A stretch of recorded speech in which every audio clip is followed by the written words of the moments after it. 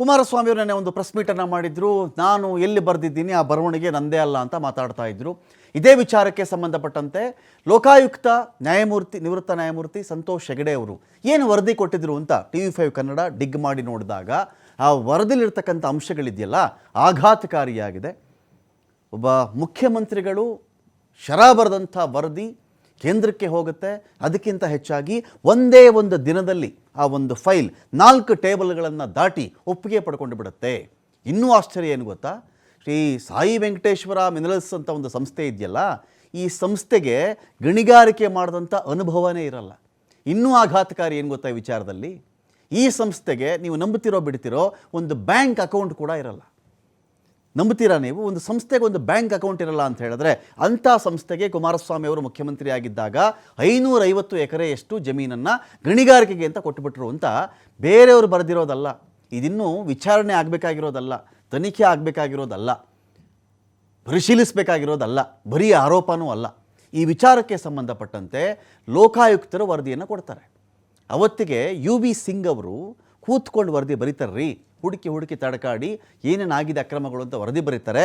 ಅದೇ ಒಂದು ವರದಿಯನ್ನು ಲೋಕಾಯುಕ್ತ ನ್ಯಾಯಮೂರ್ತಿ ಸಂತೋಷ್ ಹೆಗಡೆ ಅವರು ಅವತ್ತಿಗೆ ಇಂಥದ್ದೊಂದು ಅಕ್ರಮ ಆಗಿದೆ, ಇದರಲ್ಲಿ ಕ್ರಮಗಳಾಗಬೇಕು, ಅವ್ಯವಹಾರ ನಡೆದಿದೆ ಇಲ್ಲಿ ಅಂತ ಅವರು ವರದಿಯನ್ನು ಕೊಡ್ತಾರೆ. ಹಾಗಾದರೆ ಏನಿದು ವರದಿ, ಯಾವ ಥರ ಇದು ಮಂಜೂರಾಗಿತ್ತು, ಎಳೆಯಾಗಿ ಬಿಚ್ಚಿಡ್ತೀವಿ ನೋಡಿ. ಸಂತೋಷ್ ಹೆಗಡೆ ಅವರ ವರದಿಯಲ್ಲಿ ಕುಮಾರಸ್ವಾಮಿ ಅವರ ಕೈಚಳಕ ಬಯಲಾಯ್ತಾ? ನೋಂದಣಿನೇ ಆಗಿರಲಿಲ್ಲ ರೀ, ರಿಜಿಸ್ಟರ್ ಆಗದೇ ಇರುವಂಥ ಒಂದು ಕಂಪನಿಗೆ ಗಣಿ ಗುತ್ತಿಗೆ ಕೊಟ್ಟಿದ್ರು. ಎಷ್ಟು ಎಕರೆ? 550 ಎಕರೆ ಮಂಜೂರು ಮಾಡಿದ್ದು ಕುಮಾರಸ್ವಾಮಿನೇ ಅಂತ ಹೇಳಿ ಲೋಕಾಯುಕ್ತ ವರದಿ ಹೇಳ್ತಾ ಇದೆ. ಆ ವರದಿಯ ಆಧಾರದ ಮೇರೆಗೆ ಕುಮಾರಸ್ವಾಮಿ ಅವ್ರನ್ನ ನಾವು ಕರ್ಕೊಂಡು ಬಂದು ವಿಚಾರಣೆ ಮಾಡಬೇಕು ಸ್ವಾಮಿ, ನಮ್ಗೆ ಅನುಮತಿ ಕೊಡಿ ಅಂತ ಕೇಳ್ತಿರೋದು. ವರದಿ ರೆಡಿ ಆಯಿತು, ವರದಿ ಬರೆದಿದ್ದಾರೆ, ಡಾಕ್ಯುಮೆಂಟ್ಸ್ ಇದೆ. ಅದಕ್ಕೆ ಯಾವ ಗಣಿ ಕಂಪನಿ, ಏನು ಕಥೆ, ಯಾವತ್ತು ಮಂಜೂರಾಯಿತು, ಯಾವ ಫೈಲು, ಕೇಸ್ ವರ್ಕರ್ ಅವತ್ತು ಏನು ಮಾಡಿದ್ರು, ಕುಮಾರಸ್ವಾಮಿ ಅವ್ರು ಏನು ಶರ ಬರೆದಿದ್ರು, ಕೇಂದ್ರಕ್ಕೆ ಏನಂತ ವರದಿ ಹೋಗಿತ್ತು, ಯಾವಾಗ ಮಂಜೂರು ಮಾಡಿದ್ರು, ಇದೆಲ್ಲ ಇದೆಯಲ್ಲ. ಈಗೇನು ಹೇಳ್ತಿದ್ದಾರೆ ಕುಮಾರಸ್ವಾಮಿ ಅವರು, ನಾನು ಬರೆದಿಲ್ಲ, ನಾನು ಸೈನ್ ಮಾಡಿಲ್ಲ ಅಂತ ಪ್ರೆಸ್ ಮೀಟ್ಗಳಲ್ಲಿ ಮಾತಾಡ್ತಾ ಇದ್ದಾರೆ. ಇಂಥ ಇಶ್ಯೂಗಳಿದೆಯಲ್ಲ, ಇದು ಪ್ರೆಸ್ ಮೀಟಲ್ಲಿ ಡಿಸೈಡ್ ಆಗೋ ವಿಷಯ ಅಲ್ಲ. ತನಿಖೆಯಲ್ಲಿ ವಿಚಾರಣೆ ನಡಿಬೇಕು, ವಿಚಾರಣೆ ಮಾಡಬೇಕು, ಅವರನ್ನು ಕೂರಿಸ್ಕೋಬೇಕು.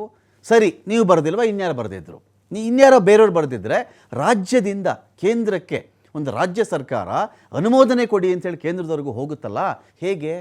ವಿತೌಟ್ CM's ಪರ್ಮಿಷನ್ ಹೋಗಿ ಸಾಧ್ಯನಾ ಅಂತ ಒಂದು ಪ್ರಶ್ನೆ ಇದೆ ಇಲ್ಲಿ. ಶ್ರೀ ಸಾಯಿ ವೆಂಕಟೇಶ್ವರ ಮಿನರಲ್ಸ್ಗೆ ಅರಣ್ಯ ಭೂಮಿಯನ್ನು ಕೊಟ್ಟಿದ್ದು ತಪ್ಪು ಅಂತ ಲೋಕಾಯುಕ್ತ ವರದಿ ಹೇಳ್ತಾ ಇದೆ. ಕೊಟ್ಟಿದ್ದು ಯಾರ ಕಾಲದಲ್ಲಿ? ಕುಮಾರಸ್ವಾಮಿ ಅವರು CM ಆಗಿದ್ದಾಗ. 2006ರಲ್ಲಿ ಕುಮಾರಸ್ವಾಮಿ ಅವರು ಜಮೀನು ಮಂಜೂರು ಮಾಡುವಲ್ಲಿಯೇ ಎಡವಿದ್ದಾರೆ ಅಂತ ರಿಪೋರ್ಟ್ ಹೇಳ್ತಾ ಇದೆ. ಏನೆಲ್ಲ ಅಕ್ರಮ ಆಗಿದೆ ಅಂತ ಕೂಡ ಸಂತೋಷ್ ಹೆಗಡೆ ಅವರು, ನಿವೃತ್ತ ಲೋಕಾಯುಕ್ತ ನ್ಯಾಯಮೂರ್ತಿ ಸಂತೋಷ್ ಹೆಗಡೆ ಅವರು ಬರೆದಿದ್ದಾರೆ ವರದಿಯನ್ನು. ಏನಿದೆಯಪ್ಪ ಅಂತ ನೋಡಿದ್ರೆ, ರಿಜಿಸ್ಟರ್ ಆಗದೇ ಇರುವಂಥ ಕಂಪನಿಗೆ 550 ಎಕರೆ ಮಂಜೂರು ಮಾಡಿದ್ದಾರೆ ಜಮೀನನ್ನು. ಯಾರು? ಕುಮಾರಸ್ವಾಮಿ ಅವರು. ಕುಮಾರಸ್ವಾಮಿ ಅವರ ಲೋಪಗಳನ್ನು ಎಳೆಯಾಗಿ ಇಂಚಿಂಚು ಬಿಚ್ಚಿಟ್ಟಿರೋದು ಯಾರು ಗೊತ್ತಾ? UB ಸಿಂಗ್. ನೋಡಿ, ಅಲ್ಲಿದೆ ರಿಪೋರ್ಟ್. ಇದು ಅವತ್ತು ಯಾರು ಅಧೀನ ಕಾರ್ಯದರ್ಶಿಯಾಗಿದ್ದರು, ಯಾರೇನು ಬರೆದಿದ್ದಾರೆ, ಇವೆಲ್ಲವೂ ಕೂಡ ಅವರು ಬರೆದಿರ್ತಕ್ಕಂಥ ವರದಿಗಳಿವು. ಇದೇನೋ ಕಾಗಕ್ಕಾಗೋಬೇಕನ್ನೋ ಕಥೆ ಅಲ್ಲ ಇದು. ಪ್ರತಿಯೊಂದಕ್ಕೂ ಒಂದು ಡಾಕ್ಯುಮೆಂಟ್ ಇಟ್ಕೊಂಡು ಮಾತನಾಡುತ್ತೆ TV5 ಕನ್ನಡ. ಕುಮಾರಸ್ವಾಮಿ ಅವರ ಲೋಪಗಳನ್ನು UB ಸಿಂಗ್ ಅವರು ಎತ್ತಿ ಹಿಡಿತಾರೆ. UB ಸಿಂಗ್ ಅಂತ ಕೊಟ್ಟಂಥ ವರದಿಯನ್ನು ಆಧರಿಸಿಕೊಂಡು ಸಂತೋಷ್ ಹೆಗಡೆ ಅವರು ವರದಿಯನ್ನು ತಯಾರು ಮಾಡ್ತಾರೆ. 2006 ಏಪ್ರಿಲ್ 17ನೇ ತಾರೀಕಿನಂದು ಮಹಾರಾಷ್ಟ್ರದ ಸಕ್ರೆ ಅವರಿಂದ ಅರ್ಜಿ ಬರುತ್ತೆ. ಕಬ್ಬಿಣ ಹಾಗೂ ಮ್ಯಾಂಗನೀಸ್ ಗಣಿಗಾರಿಕೆಗೆ ನಮ್ಗೆ ಅನುಮತಿ ಕೊಡಬೇಕು, ತಾವು ಭೂಮಿ ಕೊಡಬೇಕು ಅಂತ ಕೋರ್ಕೊಂಡು ಅರ್ಜಿಯನ್ನು ಹಾಕ್ತಾರೆ.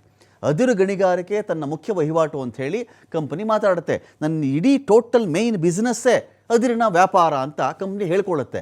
ಆದರೆ ಈ ಕಂಪನಿಗೆ ನಯಾ ಪೈಸೆ ಗಣಿ ಚಟುವಟಿಕೆ ನಡೆಸಿದ ಅನುಭವ ಇರಲ್ಲ.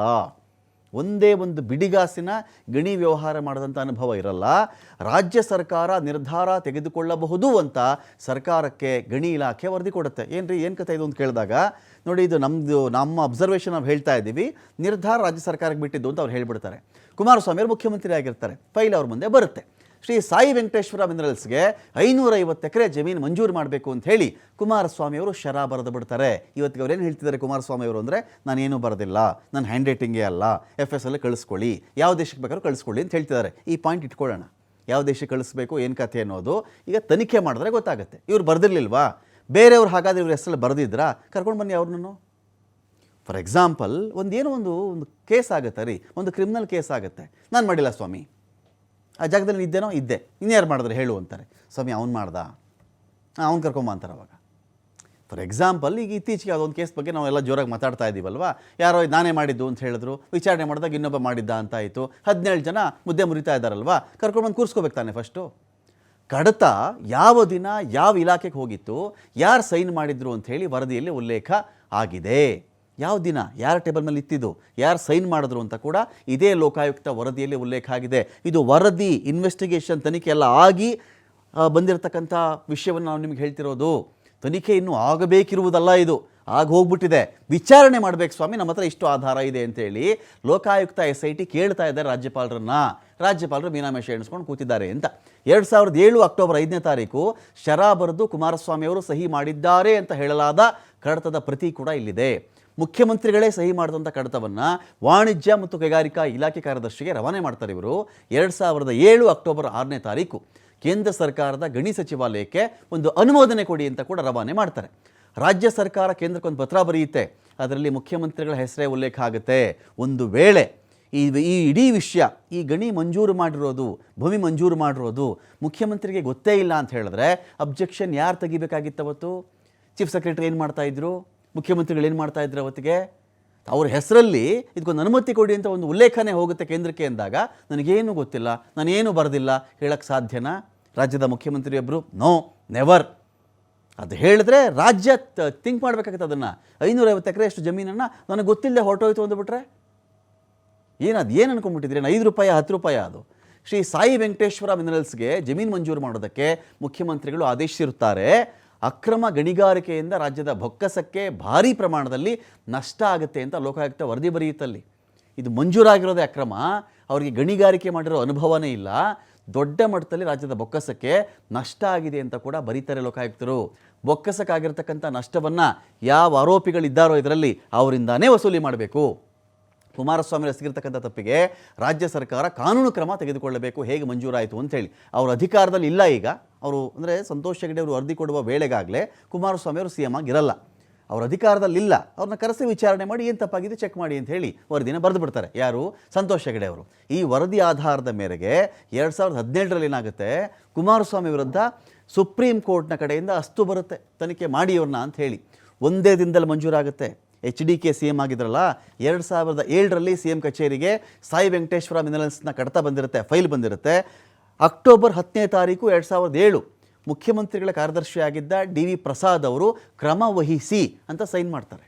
ವಾಣಿಜ್ಯ ಮತ್ತು ಕೈಗಾರಿಕೆಗೆ ಬಂದಂಥ ಕಡತವನ್ನು ಅವತ್ತೇ ನೀವೊಂದು ಸರ್ಕಾರದ ಬಳಿಯ ಒಂದು ಫೈಲ್ ಹೋದರೆ ಎಷ್ಟು ವರ್ಷ ಆಗುತ್ತೆ ಯೋಚನೆ ಮಾಡಿ ನೀವು, ಎಷ್ಟು ವರ್ಷಗಳಾಗ್ತವದು ಆ ಫೈಲೆಲ್ಲ ಮಂಜೂರಾಗಿ ಒಬ್ಬ ಮನುಷ್ಯನಿಗೆ ಅದರಲ್ಲಿ ನ್ಯಾಯ ಸಿಗೋದಕ್ಕೆ ಅವನು ಇಡೀ ಜೀವಮಾನ ಸವಸ್ಬಿಡ್ತಾನೆ. ಆದರೆ ಈ ಫೈಲ್ ಕಥೆ ಇದೆಯಲ್ಲ, ಒಂದೇ ದಿನ ಕೈಗಾರಿಕೆಗೆ ಬಂದಂಥ ಕಡತವನ್ನು ಅವತ್ತೇ ಹೆಚ್ಚುವರಿ ಕಾರ್ಯದರ್ಶಿಗೆ ರವಾನೆ ಮಾಡ್ತಾರೆ. ಅದೇ ದಿನ ಕಡತಕ್ಕೆ ಅನುಮೋದನೆ ಸಿಗುತ್ತೆ ಹೆಚ್ಚುವರಿ ಕಾರ್ಯದರ್ಶಿ ಕಡೆಯಿಂದ, ಅವತ್ತೇ ಮುಖ್ಯಮಂತ್ರಿ ಕಾರ್ಯದರ್ಶಿಗೆ ಕಡತ ರವಾನೆ ಆಗಿಬಿಡುತ್ತೆ. ಒಂದೇ ದಿನದಲ್ಲಿ 4 ಟೇಬಲ್ಗಳಲ್ಲಿ ಅನುಮೋದನೆ ಪಡ್ಕೊಳ್ಳುತ್ತೆ ಈ ಒಂದು ಫೈಲ್. ಅದೇ ದಿನ ಕಡತವನ್ನು ಮುಖ್ಯಮಂತ್ರಿ ಮುಂದೆ ಕೂಡ ಇಡ್ತಾರೆ. ಮುಖ್ಯಮಂತ್ರಿ ಯಾರು ಅಂದರೆ ಕುಮಾರಸ್ವಾಮಿ ಅವರು.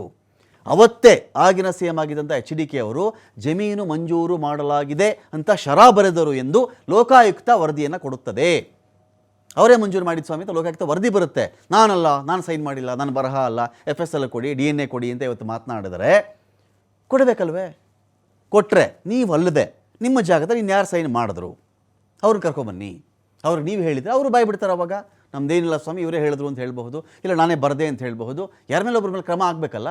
ಏನು ಮಾಡಿದೆ ಹಾಗೆ ಇಟ್ಕೊಂಡಿದ್ರೆ ಹೇಗಿದು ಅಂತ. ಕಡತವನ್ನು ಪರಿಶೀಲಿಸಲಾಗಿದೆ.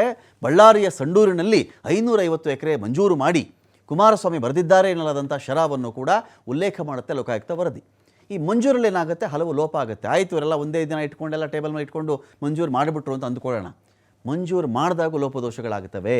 ನೋಂದಣಿನೇ ಆಗದೇ ಇರತಕ್ಕಂತಹ ಕಂಪನಿಗೆ ಗಣಿಗಾರಿಕೆಗೆ ಅನುಮತಿ ಕೊಟ್ಟಿದ್ದೇ ಮೊದಲ ಲೋಪ. ರಿಜಿಸ್ಟ್ರೇ ಆಗದೇ ಇರುವಂಥ ಒಂದು ಕಂಪನಿಗೆ ಇವರು ಗಣಿಗಾರಿಕೆ ಮಾಡಿ ಅಂತ ಅನುಮತಿ ಕೊಟ್ಬಿಟ್ರಲ್ಲ, ಫಸ್ಟ್ ಮಿಸ್ಟೇಕ್ ಇದು. ಕಂಪನಿಗೆ ಗಣಿ ಜಮೀನನ್ನು ಮಂಜೂರು ಮಾಡದೇ ಇರಲು ಹಲವು ಕಾರಣಗಳಿತ್ತು ಇವರು ಮುಂದೆ. ಆ ಕಂಪ್ನಿಗೆ ಗಣಿಗೆ ನಾವು ಕೊಡಲ್ಲಪ್ಪ ಪರ್ಮಿಷನ್ ಅಂತ ಹೇಳೋಕ್ಕೆ ಸಾಕಷ್ಟು ಕಾರಣ ಇತ್ತು, ಆದರೂ ಇವ್ರು ಕೊಟ್ಟಿದ್ದರು. ಕಂಪನಿ ಕೊಟ್ಟಿರ್ತಕ್ಕಂಥ 2 ವಿಳಾಸಗಳಲ್ಲಿ ಆಫೀಸ್ ಇದೆಯಾ ಅಂತ ಚೆಕ್ ಮಾಡಿದ್ರೆ ಅಸಲಿಗೆ ಆಫೀಸೇ ಇಲ್ಲ. ಆ ಕಂಪನಿ ಎಕ್ಸಿಸ್ಟೇ ಇರಲಿಲ್ಲ, ಕಂಪನಿ ಅಸ್ತಿತ್ವದಲ್ಲೇ ಇರಲಿಲ್ಲ ಅಂತ. ಗಣಿ ಜಮೀನು ಮಂಜೂರು ಮಾಡಬೇಕಾದ್ರೆ ಕೇಂದ್ರ ಸರ್ಕಾರದ ಖನಿಜ ನಿಯಮವನ್ನು ಉಲ್ಲಂಘನೆ ಮಾಡಲಾಗಿದೆ. ಶ್ರೀ ಸಾಯಿ ವೆಂಕಟೇಶ್ವರ ಮಿನರಲ್ಸ್ಗೆ ಗಣಿಗಾರಿಕೆ ಮಾಡಿದ ಅನುಭವನೇ ಇರಲಿಲ್ಲ. ಈ ಕಂಪನಿ ಮಹಾರಾಷ್ಟ್ರದಲ್ಲಾಗಲಿ ಕರ್ನಾಟಕದಲ್ಲಾಗಲಿ ರಿಜಿಸ್ಟರೇ ಆಗಿರಲಿಲ್ಲ.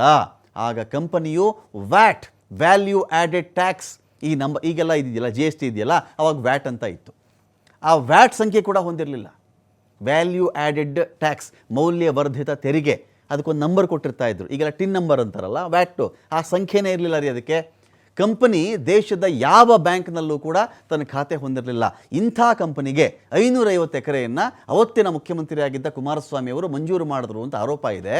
ಗಣಿಗಾರಿಕೆನೇ ಮಾಡದೇ ಇರುವಂಥ ಕಂಪನಿಗೆ, ಬ್ಯಾಂಕ್ ಖಾತೆನೇ ಇಲ್ದಿರ್ತಕ್ಕಂಥ ಒಂದು ಕಂಪನಿಗೆ ಗಣಿಗಾರಿಕೆನೇ ಮಾಡಿಲ್ಲ ಅಂದಮೇಲೆ ಬ್ಯಾಂಕ್ ಖಾತೆ ಯಾಕ್ರಿ ಬೇಕು? ಅಂಥವ್ರಿಗೆ ಜಮೀನು ಹೋಗಿತ್ತು, 550 ಎಕರೆಯಷ್ಟು ಜಮೀನು. ಇದು ಹೇಗೆ ಅಂತೇಳಿ ಇದೀಗ ಲೋಕಾಯುಕ್ತ ವರದಿ ಕೇಳ್ತಾ ಇದೆ. SIT ಅವರು, ಸ್ವಾಮಿ ಇದೆಲ್ಲ ನಾವು ರೆಡಿ ಮಾಡಿದ್ದೀವಿ, ಇಷ್ಟು ನಮ್ಮ ಬಳಿ ಇದೆ, ಚಾರ್ಜ್ ಶೀಟ್ ಹಾಕಬೇಕು, ಒಂದು ಅನುಮತಿ ಕೊಡಿ, ವಿಚಾರಣೆ ಮಾಡಬೇಕು, ಚಾರ್ಜ್ ಶೀಟ್ ಹಾಕಕ್ಕೆ ಮುಂಚೆ ಒಂದು ವಿಚಾರಣೆ ಮಾಡಬೇಕು. ಇಷ್ಟೆಲ್ಲ ಆರೋಪ ಇತ್ತಲ್ಲ, ಯಾವುದೊಂದು ಕೇಸ್ ಬಗ್ಗೆ ಮಾತಾಡ್ತಿದ್ವಲ್ಲ ನಾವು, ಬೇರೆ ಕೇಸಲ್ಲಿ 17 ಜನ ಇಟ್ಕೊಂಡು ಬಂದು ಎಲ್ಲ ವಿಚಾರಣೆ ಮಾಡ್ತಾರೆ, ಎಲ್ಲಿದ್ದೆ, ಎಲ್ಲಿ ಕೂತಿದ್ದೆ, ಎಲ್ಲಿ ನಿಂತಿದ್ದೆ ಅಂತೇಳಿ. ಗಣಿ ವಿಚಾರದಲ್ಲೂ ಹಾಗೇನೆ ಕುಮಾರಸ್ವಾಮಿ ಅವರೇ ಬನ್ನಿ, ನೀವು ಅನುಮತಿ ಕೊಟ್ಟಿದ್ರೆ ಇದಕ್ಕೆ ಅಂತ, ನಾನು ಕೊಟ್ಟಿಲ್ಲ ಅಂತಾರೆ. ಯಾರು ಕೊಟ್ಟರು ಹಾಗಾದರೆ? ಆಯಿತು, ನಿಮಗೆ ಗೊತ್ತಿಲ್ಲ, ಇದು ಯಾರೋ ಸೈನ್ ಹಾಕಿಬಿಟ್ರು. ರಾಜ್ಯದಿಂದನೇ ಒಂದು ಕಡೆ ಮೇಲ್ಗಡೆಗೆ ಹೋಗುತ್ತಲ್ರಿ, ಸೆಂಟ್ರಲ್ ಗೌರ್ಮೆಂಟ್ಗೆ ಇದಕ್ಕೊಂದು ಅನುಮತಿ ಕೊಡಿ ಅಂತ ಹೇಳಿ ರಾಜ್ಯ ಸರ್ಕಾರದ ಕಡೆಯಿಂದ ಹೋಗುತ್ತೆ, ಮುಖ್ಯಮಂತ್ರಿಗಳು ಒಪ್ಪಿದ್ದಾರೆ ಅಂತ ಹೇಳಿ. ಆವಾಗಲೂ ನೀವೇನು ತೂಗುಡಿಸ್ತಾ ಇದ್ರಾ? ನಿದ್ರೆ ಮಾಡ್ತಾ ಇದ್ರಾ? ಆಗ 550 ಎಕರೆ ಜಮೀನು ಹಾಳಾಗಿ ಹೋಗಲಿ ರಾಜ್ಯದಂತ ಸುಮ್ಮನೆ ಇದ್ರಾ? ಇಲ್ಲ, ಎಚ್ಚೆತ್ಕೋಬೇಕಾಗಿತ್ತು, ನೀವು ಅವತ್ತಿಗೆ ಸ್ಟಾಪ್ ಮಾಡಬೇಕಾಗಿತ್ತು, ನಾನು ಈ ಲೂಟಿ ಸಹಿಸಲ್ಲ ಅಂತ ಹೇಳಬೇಕಾಗಿತ್ತು. ಏನೂ ಇಲ್ಲ. ಮತ್ತು ಒಂದೇ ದಿನ 4 ಕಡೆ ಈ ಫೈಲ್ಗಳು ಮೂವ್ ಆಗಿರೋ ಪವಾಡ ಹೇಗೆ? ಅಷ್ಟು ತರಾತುರಿ ಯಾತುರ ಯಾಕಿತ್ತು? ಸರ್ಕಮ್ಸ್ಟ್ಯಾನ್ಸಲ್ಲಿ ಚೆಕ್ ಮಾಡಿಕೊಂಡ್ರು ಕೂಡ ಇದರಲ್ಲಿ ಏನೋ ನಡೆದಿದೆ ಅಂತ ಅನಿಸಲ್ವೇ? ತಡೆಯಿದ್ರೆ ತಡಿಬೇಕಾಗಿತ್ತು. ಒಂದು ವೇಳೆ ಅವತ್ತು ಅನ್ಯಾಯ ಮಾಡಿದರೆ, ಇಫ್ ನಾಟ್ ಕುಮಾರಸ್ವಾಮಿ ಇನ್ಯಾರು ಅಂತ ಹೇಳಬೇಕೀಗ ಅವರು. ನಾನು ಮಾಡಿಲ್ಲ ಅಂತ ಆದರೆ ಯಾರು ಅನುಮತಿ? ಯಾಕಂದರೆ ಅಧಿಕಾರಿಗಳೇ ಸೈನ್ ಮಾಡಿಕೊಂಡು ಕಳಿಸ್ಬಿಟ್ರಾ ಕೇಂದ್ರಕ್ಕೆ ತಮ್ಮ ಅನುಮತಿ ಇಲ್ಲದೆ? ಶರ ಯಾಕೆ ಬರೆದ್ರಿ ತಾವು? ಇಷ್ಟು ಪ್ರಶ್ನೆಗಳು ಬರ್ತವೆ. ಇದನ್ನು ವಿಚಾರಣೆ ಮಾಡಿದಾಗ ಮಾತ್ರ ಸತ್ಯ ಆಚೆ ಬರಲಿಕ್ಕೆ ಸಾಧ್ಯ. ಆ ವಿಚಾರಣೆಗೆ ಅನುಮತಿ ಕೊಡಿ ಅಂಥೇಳಿ ರಾಜ್ಯಪಾಲರ ಮುಂದೆ ಈ ಒಂದು ಕೇಸ್ ಹೋಗಿದೆ. ಆದರೆ ಇವತ್ತಿನವರೆಗೂ ಆ ಒಂದು ವಿಚಾರಕ್ಕೆ ಅನುಮತಿ ಸಿಕ್ಕಿಲ್ಲ.